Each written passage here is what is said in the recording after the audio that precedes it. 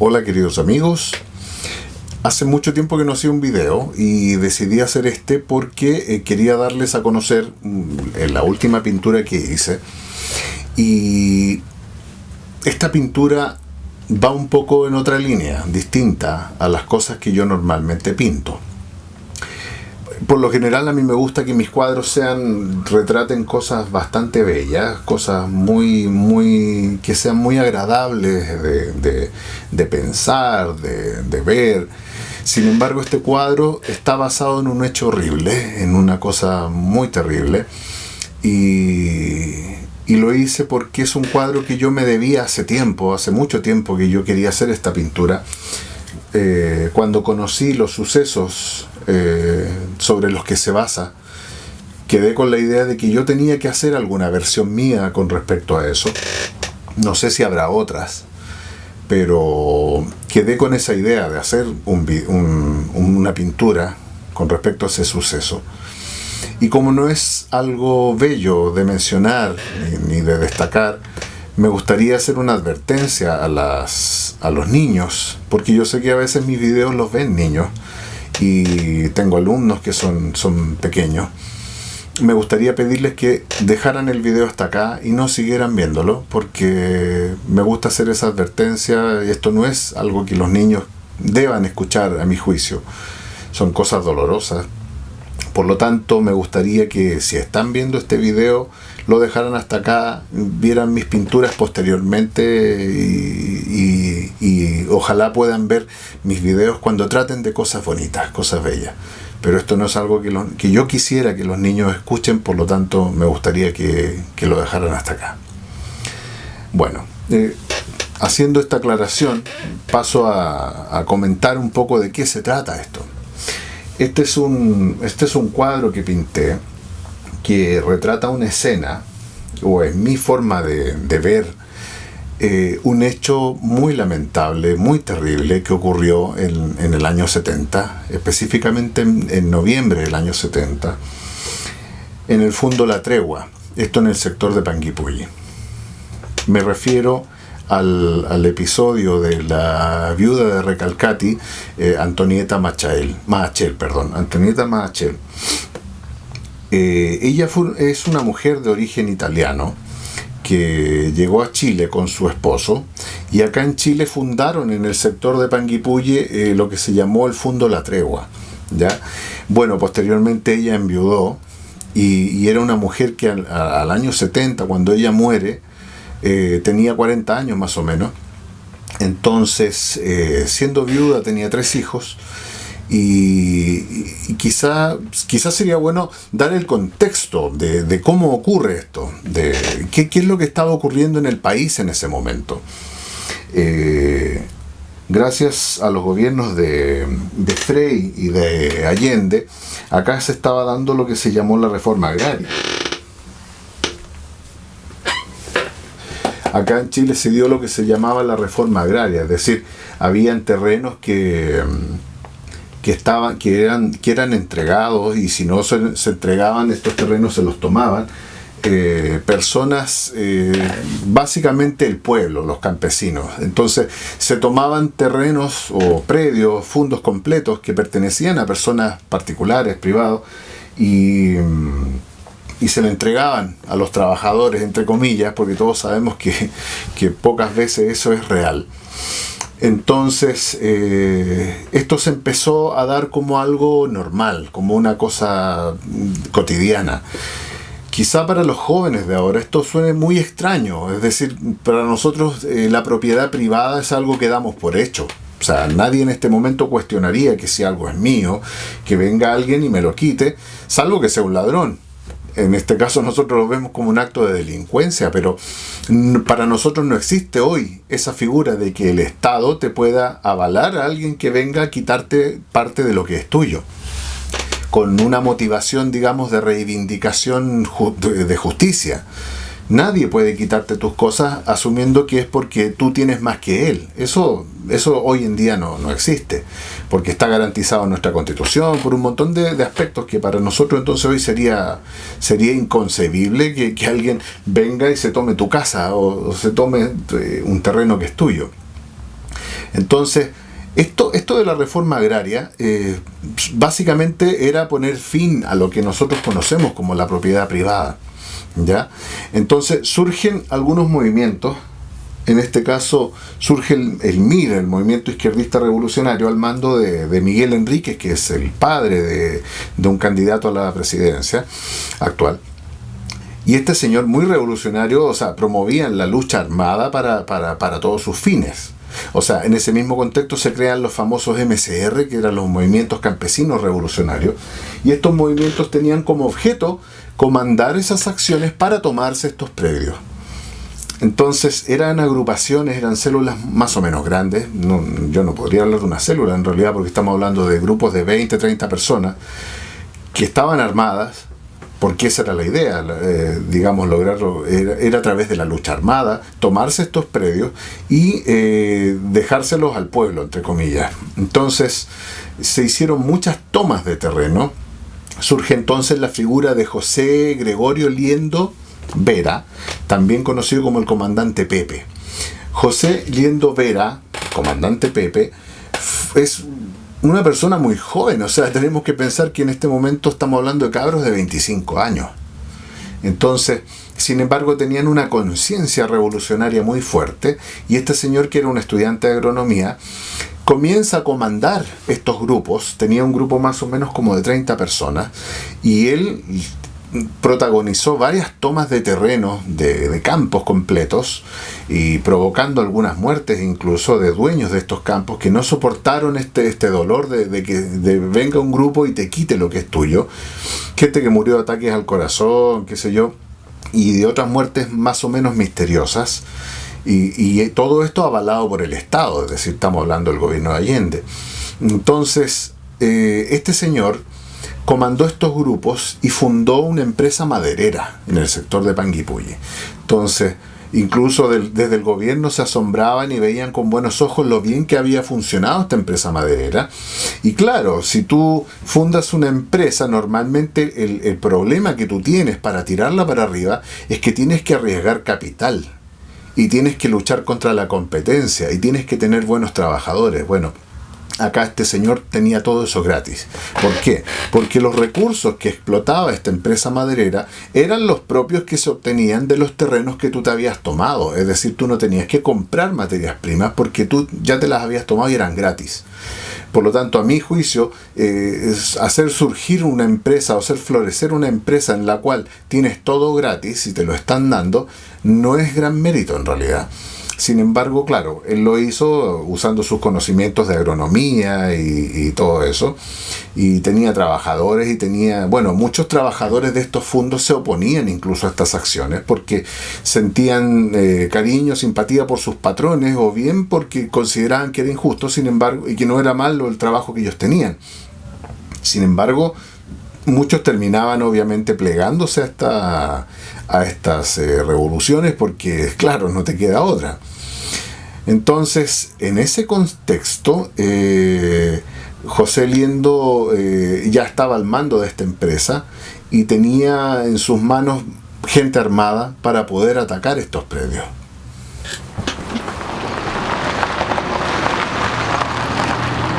Bueno, acá ya estoy en mis potreros queridos. Voy a comenzar un día de trabajo. Es muy temprano. Hay que llegar temprano para poder captar el amanecer. El amanecer, pero primero, no a las 11 de la mañana como acostumbran ser mis amaneceres.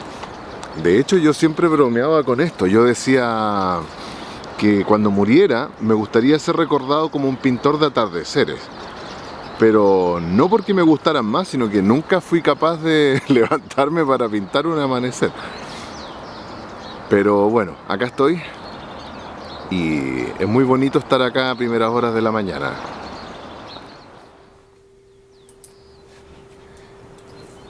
Quienes me conocen saben que yo soy una persona, un pintor que le gusta mucho pintar en vivo.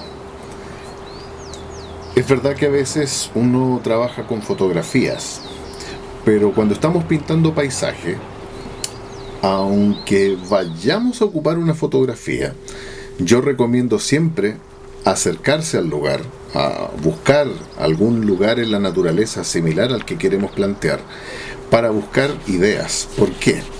Porque a veces la fotografía nos puede mostrar cosas en cuanto a formas, en cuanto a color, pero sí en el lugar, cuando tú visitas un lugar, puedes encontrar atmósfera. Por ejemplo, la luz que se cuela entre los árboles, en este caso a mí me gustó mucho, y me llamó mucho la atención el efecto que se logra cuando el sol pasa entre las ramas de los árboles. Entonces, esa es una idea que a mí me gustaría captar. Y lamentablemente en el caso de donde yo estuve pintando, la luz pasaba entre unos árboles que yo no era lo que yo quería pintar. Yo quería plasmar la vastedad de un potrero, de un campo. Entonces los árboles que yo capté no tenían esa luz, sin embargo tenían una bruma, una niebla, que me gustó mucho también y me impactó. Por lo tanto, tú ya vas tomando una noción de lo que tienes que plasmar, de lo que te gustaría representar. Entonces siempre el boceto, el apunte en vivo, te va a permitir lograr esas impresiones. Nunca hay que desechar la idea de estar en los lugares o de buscar lugares similares a los que queremos pintar. Y en este caso a mí me sirvió bastante.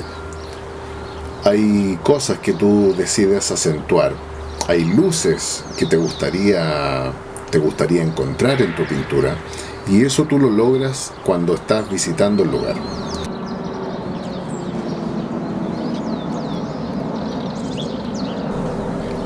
La niebla matinal que se asoma a ras de suelo me gustó mucho. Sin embargo, me hubiese gustado más que hubiese estado acompañada del sol. Entonces son dos cosas que por lo menos en el lugar que yo visité no se dieron simultáneamente. Por eso es que tú después puedes buscar fotografías que muestren ambas cosas, o puedes buscar la manera de incorporarlas. Bueno, cuando tú estás pintando en vivo también aparecen amistades que vienen a trabajar con uno. Son muy curiosos los animalitos, por eso yo siempre trato de andar con algún trozo de pan, con alguna galleta, algo para poder darles cuando salgo a pintar. A veces llegan varios, pero es una de las cosas lindas de pintar en vivo.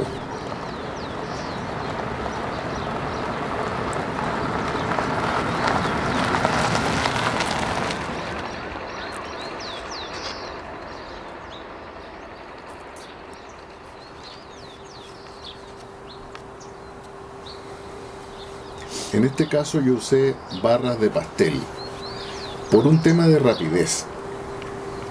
Como el amanecer es algo que ocurre tan rápido, no quería perder tiempo armando pinturas, armando colores. En el caso de las barras de pastel ya tienes hecho ese paso, y por lo tanto puedes trabajar con mayor rapidez. Ahora, en este caso el sol empieza a asomarse y empiezan a cambiar los colores. Entonces yo quería captar el sol también, el sol de la mañana. Sin embargo, ese sol hizo que se fuera la bruma, la niebla. Así es que también llega un punto en donde tienes que dar por terminado el ejercicio, porque ya captaste las atmósferas que tú querías. Ya te diste cuenta qué es lo que quieres incorporar en tu pintura. Entonces esto debe quedar como un ejercicio muy sencillo, muy simple. No buscar hacer una obra de arte final, y ya tienes que empezar a pensar en darlo por terminado. Como les decía, el sol, cuando ya empieza a caer sobre el campo que estás pintando, los colores son muy distintos. Por lo tanto no vale la pena tratar de modificar el mismo cuadro, a no ser que quieras hacer otro. Pero como este no es mi objetivo, hay que dar los últimos toques y empezar a pensar en terminar este ejercicio. Hay pintores que toman notas.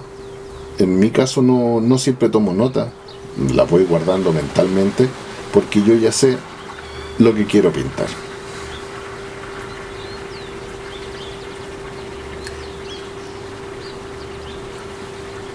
Estos potreros han sido mi inspiración durante mucho tiempo.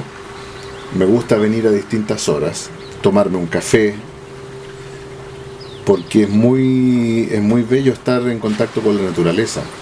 Ahora, cada vez hay más industrias, casas, y estos potreros se han ido perdiendo. Sin embargo, todavía queda naturaleza y yo voy a seguir viniendo mientras pueda.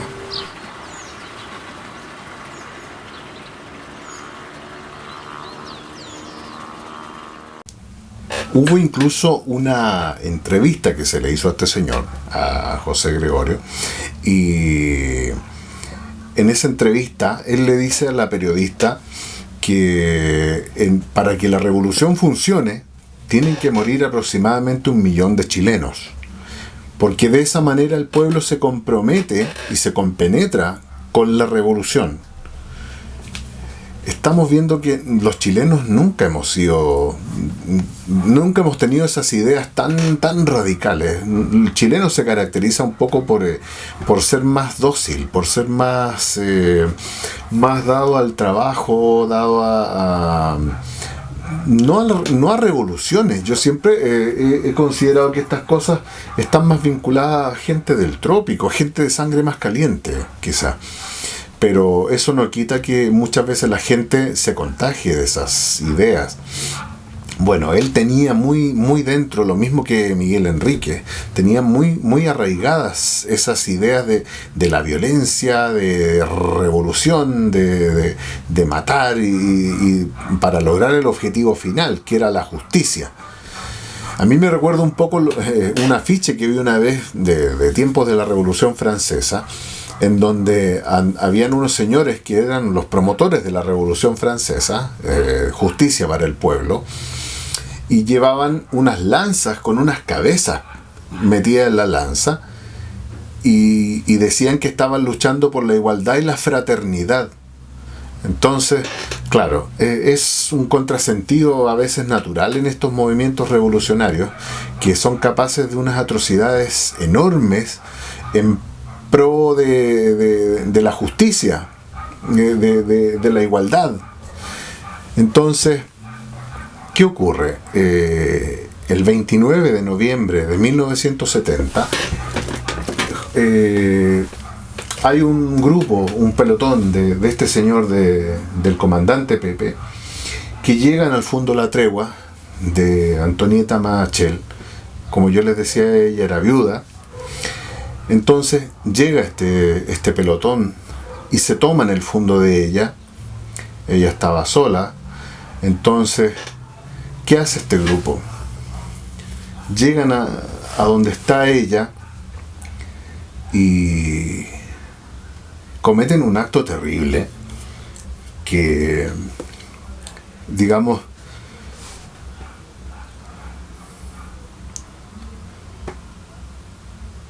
todo el grupo, todo el grupo de revolucionarios la llevan a un lugar de la casa y proceden a violarla por turnos, todos. Ese grupo de hombres, algunos jóvenes, otros deben haber sido mayores, sin embargo se turnan uno por uno para violarla en forma terrible. Una mujer joven, viuda, que ve cómo su tierra, su casa, algo que le costó años, de pronto es violentada sin que nadie te pueda ayudar, porque el Estado está de acuerdo, porque el presidente está de acuerdo, porque los partidos políticos están de acuerdo y porque existe un movimiento revolucionario que dice que está bien, que tú tienes que usar el medio que sea para que el pueblo triunfe, para que el pueblo se imponga. Entonces, le quitan a ella todo, hasta lo más sagrado que tú puedes tener, que es tu alma, tu persona.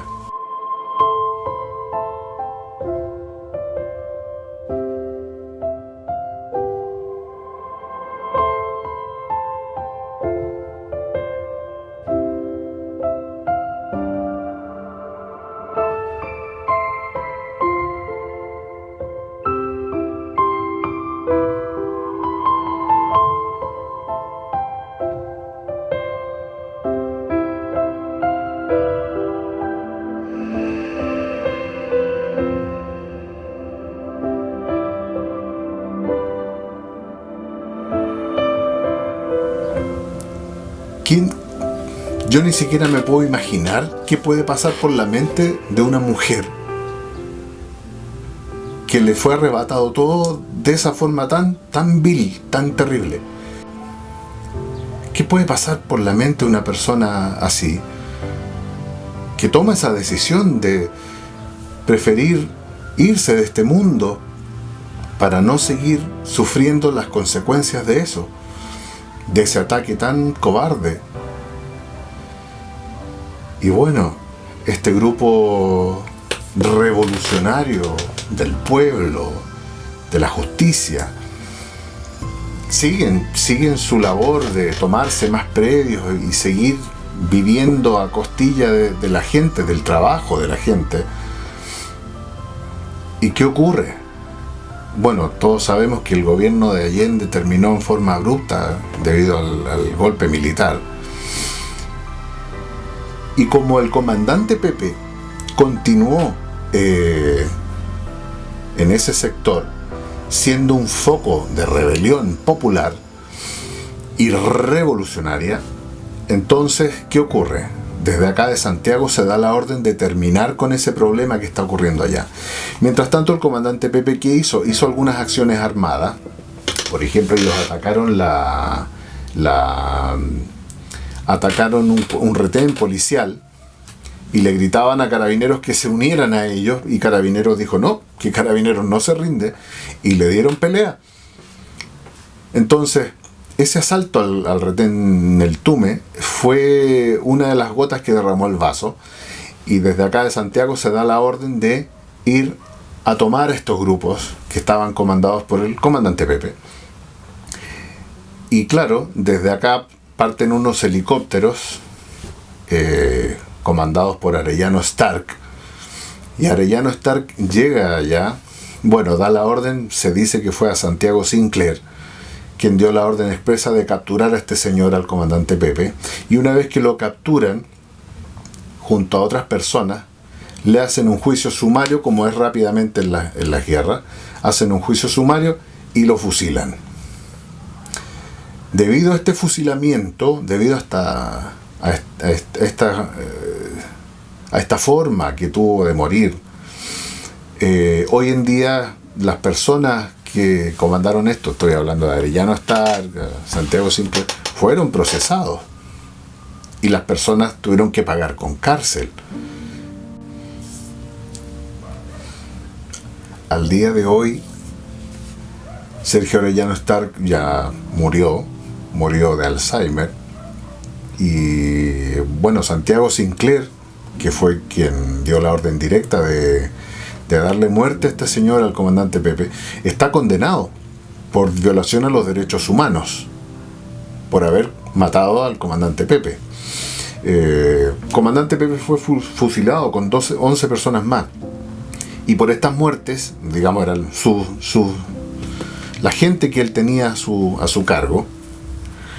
Y Santiago Sinclair creo que todavía está cumpliendo condena, porque lo condenaron recién este año, entonces está preso. Viendo hacia atrás, yo digo, la justicia tiene que tener una venda, porque claro, si tú lo buscas en los libros en este momento, el comandante Pepe es una víctima de violación a los derechos humanos. Y todos sabemos que las personas que se declaran víctimas de violación a los derechos humanos merecen una compensación económica, digamos, su familia.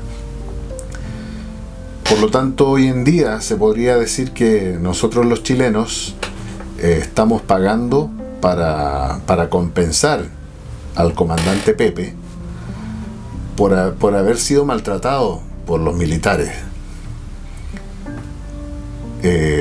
Hace poco hubo una controversia con la ministra de las culturas.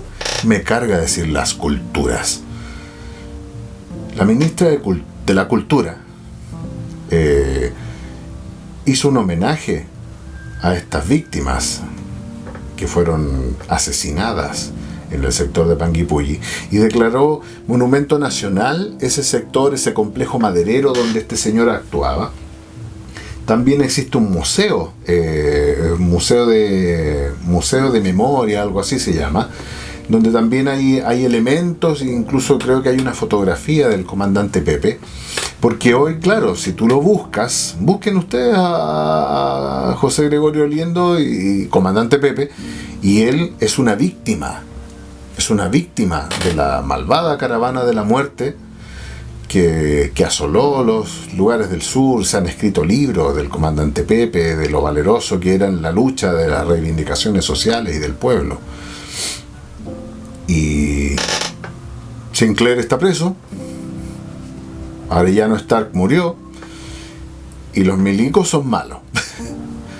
Yo no sé, yo creo que se cometieron muchos excesos, porque estamos hablando de que los militares son una rama que está creada para aplastar, someter y liquidar.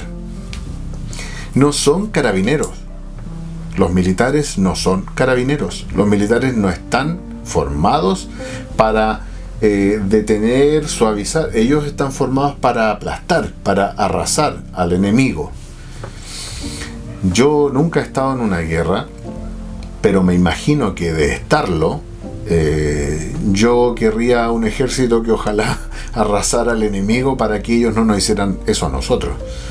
Por lo tanto, yo creo que es muy difícil pedirle a un ejército que si llega a tener que hacerse cargo de un problema, lo haga con suavidad. La solución, a mi juicio, para que eso no ocurra es no llegar a la situación en que ellos tengan que actuar.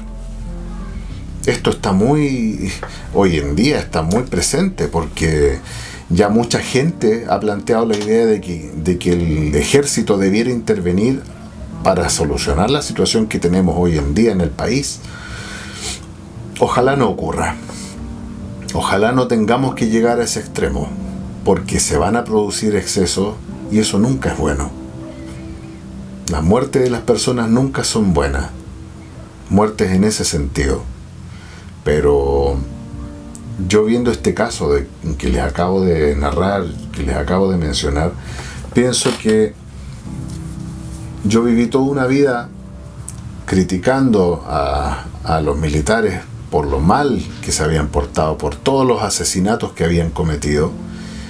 Sin embargo, cuando supe de esto de Antonieta Machel, este episodio en sí me hizo reflexionar, me hizo pensar en la miseria humana de todos los lados, porque cuando uno le explican las cosas siendo niño o hasta adolescente, uno tiende a crear una imagen de buenos y malos. No hay puntos intermedios, son buenos o son malos, y eso va a depender de quién te cuente la anécdota. Si te la cuenta un profesor, tú lo vas a creer, no lo vas a cuestionar. Y como te digo, tienes esa marca entre dos polos extremos.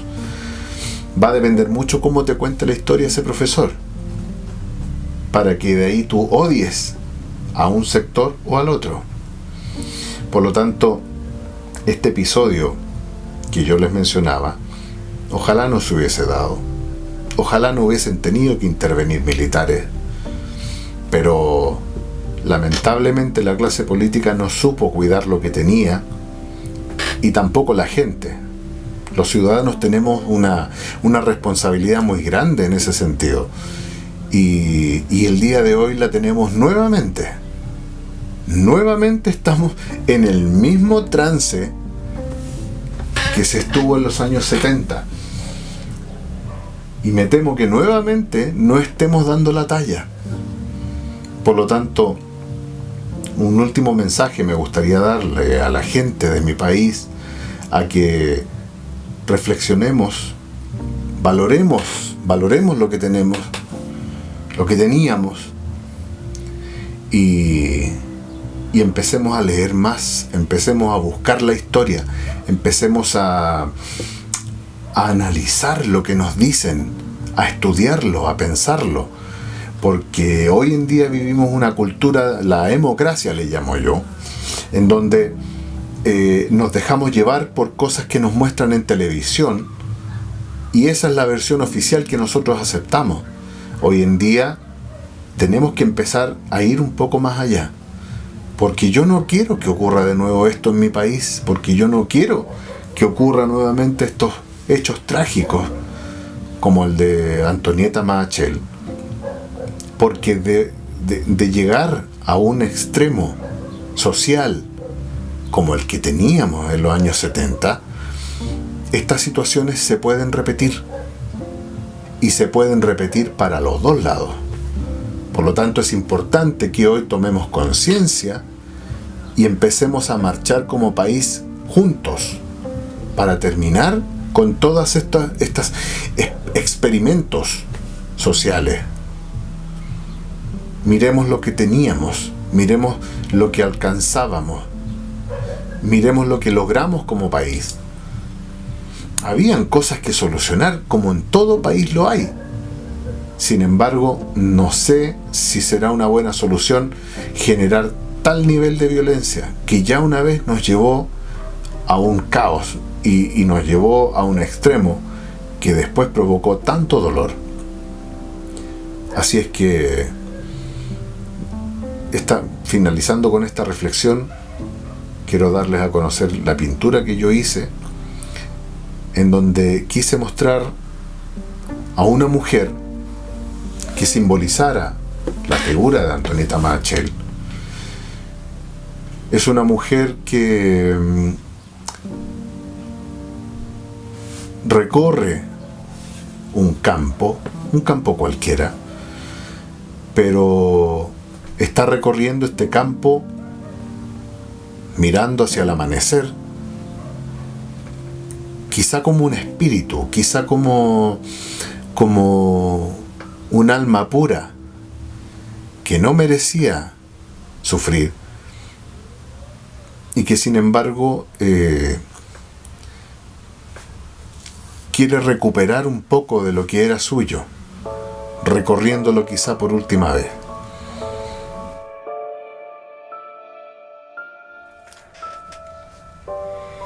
Este cuadro que yo pinté busca mostrar precisamente eso. No quiere mostrar más dolor. Yo quizá podría haber elegido una imagen mucho más explícita o más dramática, pero esa no es mi naturaleza.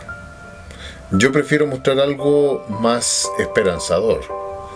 Una figura que pasó por un dolor muy grande, pero que en forma de un alma pura vuelve a caminar por sus campos, vuelve a caminar por sus tierras, quizá por última vez, y vuelve a mirar un amanecer, sintiendo que eso que tiene, ahora ya no se lo van a poder quitar.